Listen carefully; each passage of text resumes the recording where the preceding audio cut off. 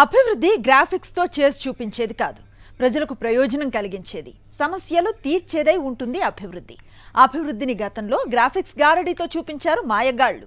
కానీ కరోనా కష్టకాలాన్ని లెక్క కట్టి తీసేస్తే 3 ఏళ్ల కన్నా తక్కువ వ్యవధిలోనే కళ్ల ముందే అభివృద్ధిని చేసి చూపించారు ఏపీ సీఎం వైఎస్ జగన్.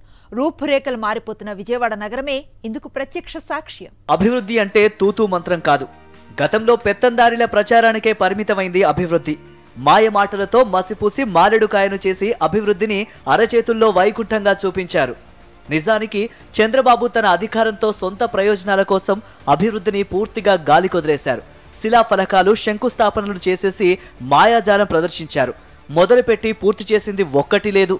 అమరావతికి ఆలంబన అయిన విజయవాడది కూడా అదే పరిస్థితి.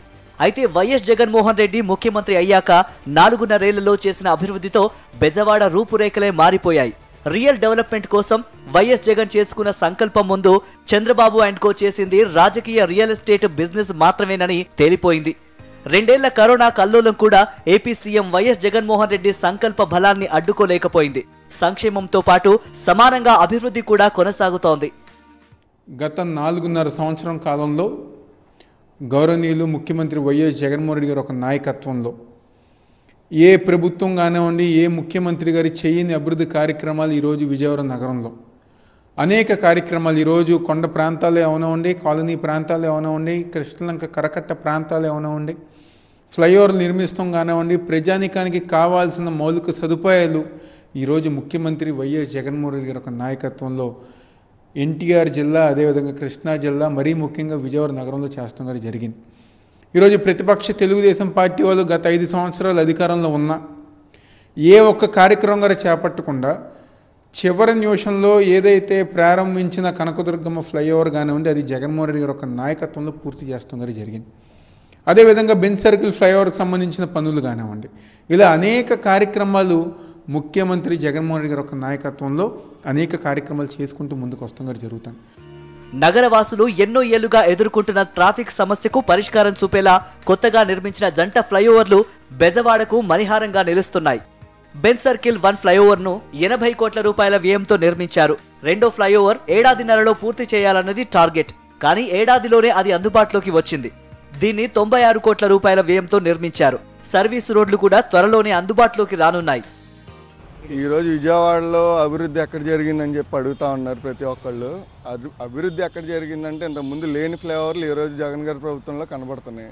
మన దుర్గగుడి ఫ్లైఓవర్ కానివ్వండి, బెంచ్ సర్కిల్ ఫ్లైఓవర్ కానివ్వండి, ఇంకా 4-3 ఫ్లైఓవర్లు మీరు చూసుకున్నట్టయితే ఈరోజు ట్రాఫిక్ లేకుండా వెళ్తున్నారు. ప్రతి ఒక్కళ్ళు ఏ ఇబ్బందులు లేకుండా జనాల్లో స్వేచ్ఛగా తిరుగుతున్నారంటే ఆ ఫ్లైఓవర్ల వల్లే తిరుగుతున్నారు.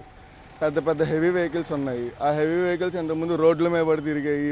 ఆ యాక్సిడెంట్లని, ఈ యాక్సిడెంట్లని జరిగాయి. ఇప్పుడు ఆ ఫ్లైఓవర్ల వల్ల హెవీ వెహికల్స్ అన్నీ ఆ ఫ్లైఓవర్ల మీద వెళ్ళిపోతున్నాయి. ఈ చిన్నపాటి వెహికల్స్ అన్నీ ఈ రోడ్ల మీద వస్తున్నాయి. అభివృద్ధి మీ తూర్పు నియోజకవర్గం వస్తే రండి చూపిస్తాం. అభివృద్ధి అనేది మీకు కంటికి కట్టినట్టు కనపడతా ఉంటుంది. ఇప్పుడు రిటైనింగ్ వాల్ ఉంది. రిటైనింగ్ వాల్ వల్ల మీరు ఆ రిటైనింగ్ వాల్ లేకపోయేసరికి ఎక్కడికి ఏ అవస్థలకి ఎన్ని బాధలు పడేవాళ్ళో వాళ్ళకి అక్కడికి వెళ్ళి అడిగితే మీకు తెలుస్తుంది. నగరానికి వచ్చే వాహనాలకు ఇక ట్రాఫిక్ సమస్య తలెత్తకుండా వెస్ట్ ఈస్ట్ బైపాస్ నిర్మాణాలు ఎంతగానో ఉపకరించనున్నాయి. విజయవాడ వెస్ట్ బైపాస్ కు సంబంధించి 30 కిలోమీటర్ల పొడవున 6 వరుసల రహదారిని 2021 ఫిబ్రవరిలో ప్రారంభించారు. గొల్లపూడి నుంచి చినకాకాని వరకు 17.88 కిలోమీటర్ల పొడవున రహదారి పనులు, కృష్ణా నదిపై ఐకానిక్ వంతెన పనులు వేగంగా సాగుతున్నాయి. విజయవాడ తూర్పు వైపు నిర్మించ తలపెట్టిన బైపాసు రోడ్డు దాదాపు పూర్తి కావచ్చింది. ఇంకోవైపు అన్ని అడ్డంకులను అధిగమించిన గ్రీన్ఫీల్డ్ హైవే నిర్మాణం త్వరలో మొదలవుతోంది. అలాగే కృష్ణా జిల్లా పొట్టిపాడు నుంచి గుంటూరు జిల్లా కాజా వరకు 49.3 కిలోమీటర్ల మేర నిర్మించేందుకు ప్రతిపాదనలు సిద్ధమయ్యాయి. కృష్ణా నదిపైన 3.75 కిలోమీటర్ల పొడవుతో ఐకానిక్ వంతెన నిర్మించనున్నారు. ఇక విజయవాడ నగరంలోనే కృష్ణానది తీరవాసులు ఎన్నో దశాబ్దాలుగా ఎదుర్కొంటున్న ముంపు సమస్య నుంచి వైఎస్ జగన్ ప్రభుత్వం విముక్తి కలిగించింది.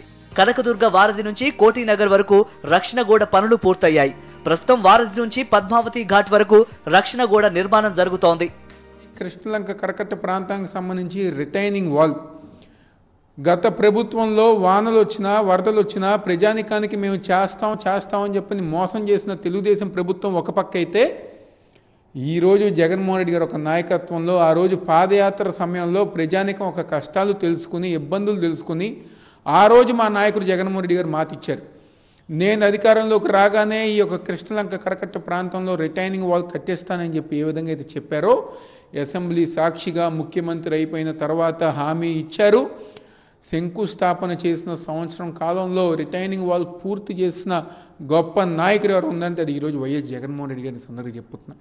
కానీ ఈరోజు జగన్మోహన్ రెడ్డి గారు ఒక నాయకత్వంలో తెలుగుదేశం పార్టీ అభ్యర్థి గెలిచిన కార్పొరేటర్ ప్రాంతంలో కూడా కోట్లాది రూపాయలతో ఈరోజు అభివృద్ధి కార్యక్రమాలు చేసుకుంటూ ముందుకెళ్తాం కూడా జరుగుతుంది. ఇది నిజమైన నాయకత్వం. మరోవైపు ఇప్పటికే సర్వాంగ సుందరంగా రూపుదిద్దుకున్న ఇంద్రకీలాద్రిపై మరిన్ని అభివృద్ధి పనులకు సీఎం వైఎస్ జగన్ ఇటీవలే ప్రారంభోత్సవాలు, కొత్త వాటికి శంకుస్థాపన చేశారు. కనకదుర్గానగర్ గోశాల వద్ద 216.05 కోట్ల రూపాయల అభివృద్ధి పనులకు శంకుస్థాపన, 23.145 కోట్ల రూపాయలతో పూర్తయిన పనులను ప్రారంభించారు. కృష్ణానదిలో జలవిహారానికి ప్రభుత్వం ఏర్పాట్లు చేస్తోంది. నదీ తీరంలోని ఆలయాలు, పర్యాటక ప్రదేశాలను కలుపుతూ టెంపుల్ టూరిజంకు రూపకల్పన చేశారు. కృష్ణానదిలో ప్రకృతి అందాలను ఆస్వాదిస్తూ జలవిహారం చేస్తూ 82 కిలోమీటర్ల వరకు ప్రయాణం చేయడం ద్వారా 8 ప్రాంతాలను కవర్ చేసే విధంగా ఇన్లాండ్ వాటర్ వేస్ సంస్థ చర్యలు తీసుకుంటోంది. రాష్ట్ర ప్రభుత్వం ప్రతిష్టాత్మకంగా బెజవాడ స్వరాజ్య మైదానంలో నిర్మిస్తున్న డాక్టర్ బిఆర్ అంబేద్కర్ స్మృతివనం పనులు తుది దశకు చేరుకున్నాయి. ప్రపంచ స్థాయి పర్యాటకులను సైతం ఆకర్షించేలా 125 అడుగుల భారీ అంబేద్కర్ విగ్రహం టీవీగా నిలిచింది. ముఖ్యమంత్రి వైఎస్ జగన్ స్వయంగా ఈ ప్రాజెక్టును పర్యవేక్షించారు. జనవరి 19న ముఖ్యమంత్రి ఈ ప్రాజెక్టును జాతికి అంకితం చేస్తారు.